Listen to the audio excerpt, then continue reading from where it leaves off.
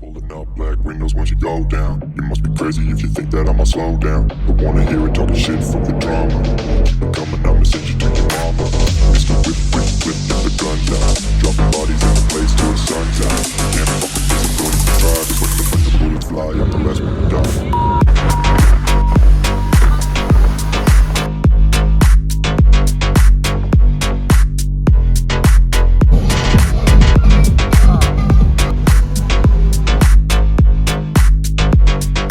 Hello everyone, good evening. Welcome to our polo and আনি channel. আবার আমরা চলে এসেছি এবং আমরা এবার কিন্তু ইন্ডিয়ার মধ্যে নয়, আমরা যাচ্ছি ইন্ডিয়ার বাইরে ঘুরতে। কোথায় যাচ্ছি সেটা হচ্ছে মালয়েশিয়া, কুয়ালালামপুর আর লঙ্কাভি। তো আপাতত আমরা এখন ফ্লাইটের জন্য ওয়েট করছি, তো সঙ্গে থাকো আর দেখতে থাকো। আমাদের জার্নির গল্পটা একটু আগে থেকে শুরু করা যাক। আমরা যখন এয়ারপোর্টে গিয়ে পৌঁছলাম তখন ঘড়ির কাঁটায় সময় ছিল ঠিক রাত্রি 10টা, আর আমাদের ফ্লাইট কটায় ছিল বলো তো? রাত্রি 1টা 5-এ। তো 3 ঘন্টা সময় হাতে নিয়ে আমরা সকলে টুকটুক করে ঠিক এন্ট্রি গেট দিয়ে ভেতরে ঢুকে পড়ি। তো আমরা যে ট্রাভেল এজেন্টের সাথে যাচ্ছি ওটা হচ্ছে ট্রাভেলার ফ্রেন্ড, যেটার মেইন অফিস হচ্ছে কল্যাণী নদিয়াতে। তো ওনারা কিন্তু আমাদের জন্য কাস্টমাইজড একটা ট্যুর প্ল্যান দিয়েছেন। তো সেটার ওপর বেস করেই আমাদের এই ট্রিপটা হচ্ছে। আমাদের 9 জনের গ্রুপ। তো আপাতত তো ফ্লাইটের জন্য ওয়েট করছি, আর সঙ্গে থাকো, কি প্ল্যান সেগুলো সব দেখাবো। আমাদের এই ট্রিপের সব থেকে বড় পাওনা হলো আমাদের 2 বাবা মা, যেটা কিনা আমাদের ট্রিপটাকে আরও সুন্দর করে দিয়েছিল।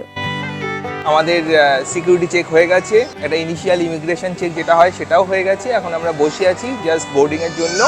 খানিকক্ষণ পরই গেট ওপেন হয়ে যাবে, আমরা চলে যাব Kuala Lumpur, then লঙ্কাভি।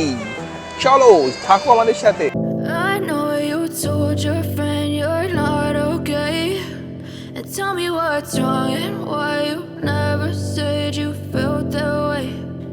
Yeah, I'm about to fade away, 'cause every time I wake up I feel like it's Monday. Something's going wrong with all the chemicals up in my brain. All of a sudden I don't look at anything the same way. Gotta build up. আচ্ছা, India থেকে Malaysia international ট্রিপের ক্ষেত্রে কয়েকটা ছোট্ট কথা আমি একটু জানিয়ে রাখি, যে এখানে ট্যুরিস্ট ভিসা তো অন অ্যারাইভাল আছেই, যেটা কিনা 2024 পর্যন্ত ছিল ফ্রি। ওকে, আর ইন্ডিয়া থেকে জার্নি শুরু করার আগে এমড্যাকের ফর্মটা ফিল আপ করতে ভুলো না কিন্তু। এমড্যাকের ফুল ফর্ম হচ্ছে Malaysia digital arrival card. Really wanna hurt you but I can't control the লঙ্কাভি এয়ারপোর্টে পৌঁছানোর পরে যে ইম্পর্টেন্ট কাজগুলো আমরা করলাম সেটা হলো চেক ইন লাগেজ সেগুলো কালেক্ট করলাম। তারপরে আমরা চলে গেলাম সিমের আউটলেটে, বিকজ এখানে গিয়ে আমাদের লোকাল সিম তুলতে হয়েছিল, যার জন্য পাসপোর্ট হচ্ছে ম্যান্ডেটারি। প্রত্যেকটা সিমের জন্য দাম লেগেছিল 13 রিঙ্গিট করে, যার ফেসিলিটি হচ্ছে আনলিমিটেড কল করতে পারা যাবে, যার ভ্যালিডিটি 10 ডেজ, আর ইন্টারনেট ফেসিলিটি হচ্ছে 20 GB। হ্যাঁ, একটা কথা বলে রাখি, 1 রিঙ্গিট ইকুয়াল টু হচ্ছে ইন্ডিয়ান কারেন্সিতে 20 টাকা। আর এর ঠিক পাশেই হচ্ছে কারেন্সি এক্সচেঞ্জের আউটলেট, যেখানে কিনা ইন্ডিয়ান কারেন্সি এক্সচেঞ্জ করা যায়। এয়ারপোর্টের ডিপার্চার গেটে আমাদের ট্যুর প্ল্যানার ট্রাভেলার ফ্রেন্ডের যে লোকাল রিপ্রেজেন্টেটিভ উনি ওয়েট করছিলেন, আর যে গাড়িটা ছিল একদম ঝাক্কাস ঝকঝকে গাড়ি, আর গাড়ির ভেতরটাও ভীষণ কমফোর্টেবল, ভীষণ সুন্দর ছিল, লাগেজ রাখার প্রচুর জায়গা ছিল, কোনো প্রবলেমই হয়নি। আর এখানে রাস্তাগুলো দেখছো তো, অসাধারণ, কোনো বাম্পার নেই, কোনো জার্কিং নেই, কোনো পলিউশন নেই। আর চারিদিকের এই সুন্দর প্রাকৃতিক দৃশ্য দেখতে দেখতে আমরা চলে এলাম এই আমাদের রিসর্ট।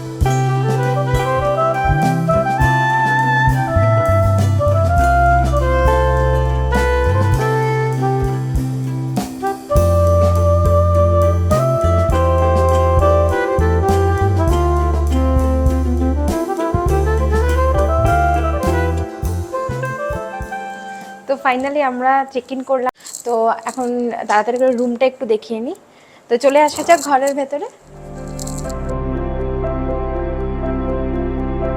তো আমরা চেক ইন করে নিলাম। এটা হচ্ছে হোটেল হলিডে ভিলা রিসর্ট, যেটা লঙ্কাভিতে একদম পুরোপুরি এটা প্রাইভেট বিচ আছে। আর রুমটা তো দেখেই মানে মন ভালো হয়ে যায়। অনেকটা ট্রাভেল করে আসার পরে যদি এরকম একটা রুমে থাকা হয় তাহলে আমার মনে হয় এনার্জি আরও অনেকখানি বেড়ে যায়।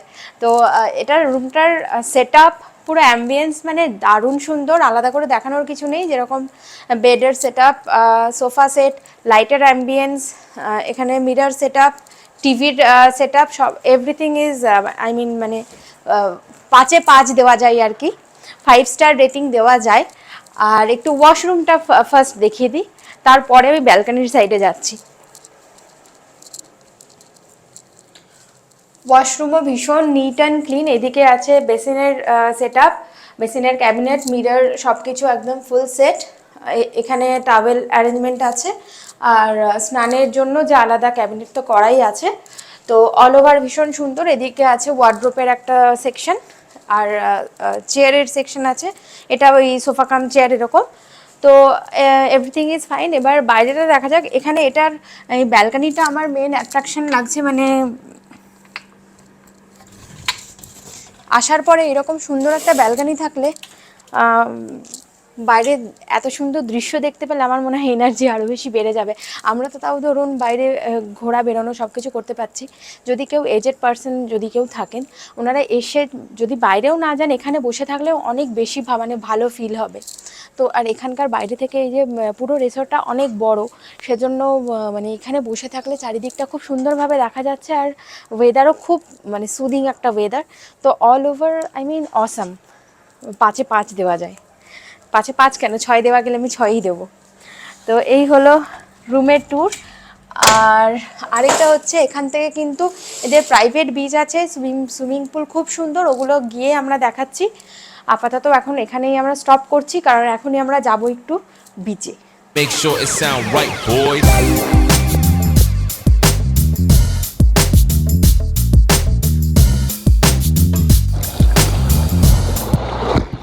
লঙ্কাবি ট্রিপের অন্যতম বড় আকর্ষণ হলো এখানকার বিভিন্ন ধরনের ওয়াটার স্পোর্টস, যার মধ্যে আমরা চুজ করেছিলাম প্যারাসেলিং।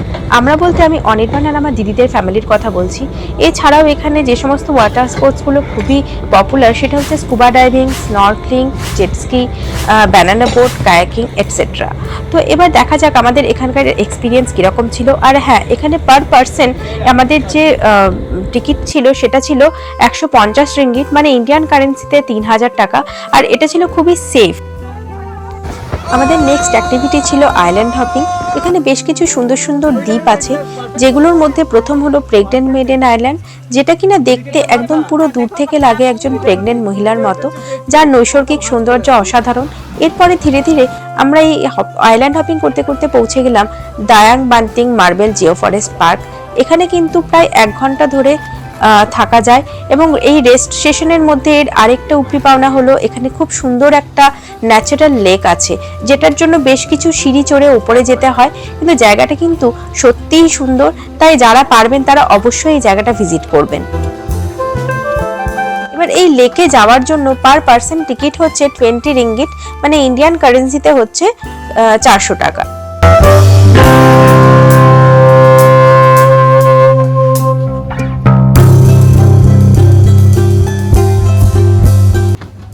পৌঁছে গেছি আমরা দায়াং বান্তিং লেকে। লেকটা কিন্তু ভীষণ সুগভীর, তাই যারা এখানে সুইমিং করতে পছন্দ করবেন তারা অবশ্যই লাইফ জ্যাকেটের ব্যবহার করতে ভুলবেন না।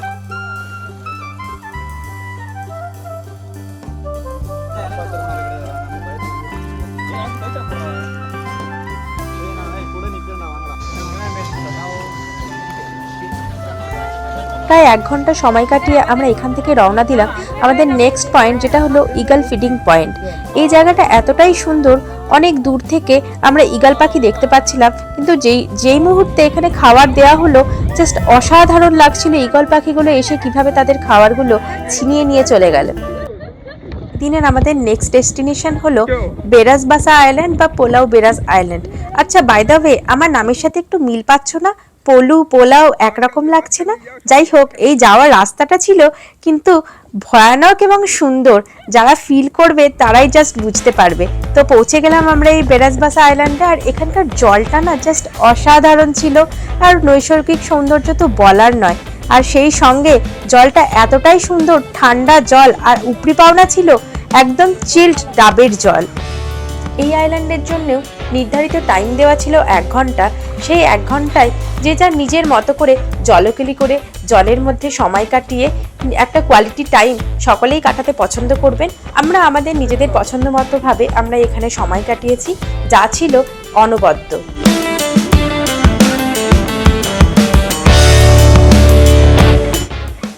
লঙ্কাবিতে পপুলার বিচ হলো পান্টাই চেনাং, যার সাথে অ্যাসোসিয়েটেড বেশ কিছু শপিং সেন্টার আছে, যেগুলো হলো ডিউটি ফ্রি শপিং সেন্টার।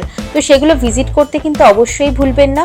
আর এখানে উপরি পাওনা বা অবশ্যই ভিজিটেড প্লেস হলো যে চকলেট শপিং সেন্টারগুলো, ওখান থেকে কিন্তু পারলে অনেক অনেক চকলেটও কিনে নেবেন।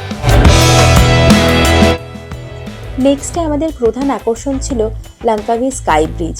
এই স্কাই ব্রিজ নামটা চেনা চেনা লাগছে কি? কোন মুভির শুটিং হয়েছিল বলো তো? ডন 2 মুভির শুটিং হয়েছিল কিন্তু। যাই হোক, এই দিন আমাদের প্যাকেজে কি কি ইনক্লুডেড ছিল সেটা একটু জানিয়ে দিই। স্কাই ডোম, স্কাই ব্রিজ, সেই সাথে আমাদের কেবল কারের যে জার্নিটা, তো পুরোটাই। আর হ্যাঁ, আর্ট গ্যালারি ভিজিট। তো এবার চলো, এই স্কাই ক্যাবে করে এই জার্নিটা ছিল দুর্ধর্ষ, যেটা ভাষায় প্রকাশ করা যায় না। তো আমরা পৌঁছে গেলাম স্কাই ক্যাবে। এখান থেকে স্কাই ব্রিজে যাওয়ার জন্য আমরা নিয়েছিলাম স্কাই গ্লাইড। তো এখানে পার পার্সন টিকিট ছিল 20 রিঙ্গিট করে। তো এখানে যারা এজেড থাকবেন তারা অবশ্যই এই স্কাই গ্লাইডটা নিয়ে নেবেন। তাছাড়া যারা এই ট্রেকিং করতে চাইছেন তারা সেটাও করতে পারেন। তো এবার আমরা ধীরে ধীরে চলে গেলাম স্কাই ব্রিজের দিকে।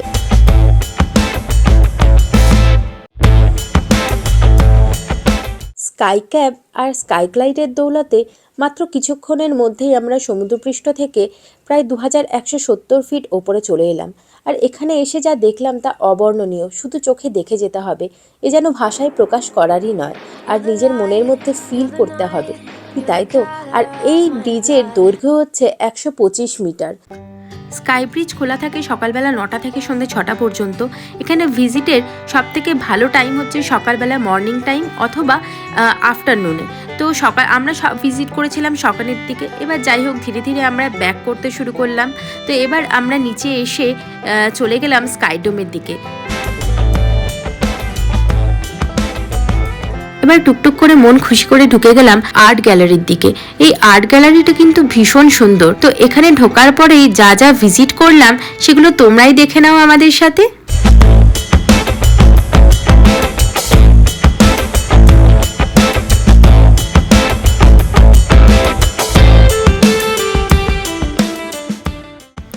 আর্ট গ্যালারিতে বিভিন্ন ধরনের শোগুলো কিন্তু ইনক্লুডেড ছিল ট্রিপের সাথে, কিন্তু আমাদের সময়ের কমতির জন্য আমরা ঠিক দেখে উঠতে পারিনি। কিন্তু হ্যাঁ, করেছি কিন্তু প্রচুর ফটো সেশন।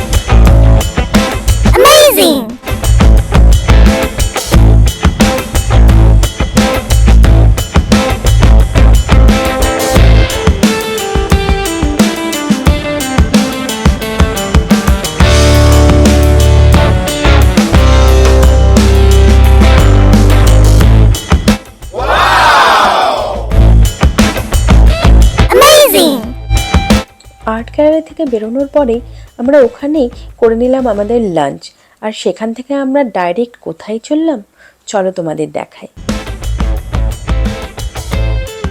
ওই যে বললাম লাঙ্কাভি মেইন বিচ, এই জায়গাটা ফটো তোলার জন্য ভীষণ সুন্দর একটা জায়গা। আর লেখাও আছে আই লাভ লাঙ্কাভি। তো ফটো সেশন তো বানতা হয় ভাই। এবার কোথায় চলে এলাম বলো তো? ওই যে দূরে দেখা যাচ্ছে ইগল স্কোয়ার। ইগল স্কোয়ার কিন্তু অন্যতম আকর্ষণ। কিন্তু শুধু আকর্ষণই নয়, এটা হলো লাঙ্কাভির সারমর্মের প্রতীক। তো এই জায়গাটা তো দেখতেই হতো, আর জায়গাটা ছিল ভীষণ সুন্দর। তো এখানে তো ভালোভাবে ফটো সেশন করতেই হতো। তো এই জায়গাটা এলে আর মন কি করে ভালো না করে থাকা যায়, তাই তো? তো এটা হচ্ছে কমন পুল, যেটা আর তার সাথে ওদিকে একটা বাচ্চাদের চাইল্ড সেকশনের পুল আছে, তার সাথে এটার সাথে অ্যাটাচড জাকুজি আছে। কিন্তু হ্যাঁ, এখানে কিন্তু পুলে নামার সময় ড্রিঙ্কস নট অ্যালাউড। আর এখানে এই রিসর্টের যে রুমগুলো সবগুলো কিন্তু হচ্ছে এরকম পুল ভিউ টাইপের, মানে যে কোনো রুমই নেওয়া হোক। কিছু কিছু সুপার ডিলাক্স আছে যেগুলো থেকে অনলি সি ভিউ আছে, আদারওয়াইজ সবই এরকম। কিন্তু প্রত্যেকটা থেকে ব্যালকনি থেকে ভিউ আসে। তো এবার আমরা চলো ওই দিকটা একটু ঘুরে দেখাই। আচ্ছা, এটা হচ্ছে কিন্তু এখানকার বারকাম রেস্টুরেন্ট। এখানে লাঞ্চ ডিনার অ্যাভেলেবেল আছে, নিজেদের পছন্দ মতো ডিনার করে নিতে হবে বা লাঞ্চ করে নিতে হবে। আর এর সাথে অ্যাসোসিয়েটেড আছে আরেকটা পুল, যেটা ইনফিনিটি পুল। চলো সেটা একটু দেখাই। এটা হলো সেই ইনফিনিটি পুল, এটা কিন্তু পেড পুল, চার্জেবল। আর এটার এখান থেকে ভিউটা জাস্ট দেখো, মানে সাংঘাতিক সাংঘাতিক, ভীষণই সুন্দর। তো চলো ওদিকটা একটু আমরা ঘুরে দেখি। আচ্ছা, এখানে ঠিক এই যে রেস্টুরেন্টের কিন্তু লেফট সাইডেই হচ্ছে বিশাল বড় লন, মানে ভীষণ সুন্দর, যেখান থেকে কিনা সমুদ্র দেখা যায়। আর সামনে, একদম সামনেই হচ্ছে এটা ওনাদের প্রাইভেট বিচ। তো ওটাতে চলো একটু দেখায়, মনটা তো ভালো করতেই হবে। এসে গেছি বিচে আমরা। এখানে ফার্স্টে দেখাই, এখানে কাউন্টারটা, ককটেল মকটেলের যে কাউন্টার, একদম সি ফেসিং, বিচ ফেসিং। আর তার সাথে দেখো এখানে প্রচুর সিটিং অ্যারেঞ্জমেন্ট রয়েছে। আর মানে বিচে এসে ককটেল মকটেলের সাথে যদি কেউ টাইম স্পেন্ড করতে চাও, নিজের স্পেশাল পার্সনের সাথে, ফ্যামিলি মেম্বারসদের সাথে, ভীষণ সুন্দর। তার সাথে এখানে ওয়াটার স্পোর্টস তো আছেই অ্যাভেলেবল। আর হ্যাঁ, এগুলো ভীষণই সেফ আর কি। আর এর সাথে হচ্ছে fire show included. Fire show এখানে রাত্রেবেলা দেখানো হয়, মানে সন্ধ্যের পর আর কি, ইভিনিংয়ে। ওটা তো ভীষণ মাস্ট। তো আমি রেকমেন্ড করব যে লঙ্কাভি এলে অ্যাটলিস্ট একদিনের জন্য এই রিসর্টটাতে যদি থাকেন, তাহলে এই মানে আইল্যান্ডটাতে থাকার ফিলটা আরও বেশি বেটার, মানে আরও বেটার কি বেস্ট হয়ে যায়। তো অল ওভার তো হাইলি রেকমেন্ডেড একটা রিসর্ট। তো এখানে না থাকলে এই ফিলটা পাওয়া যাবে না।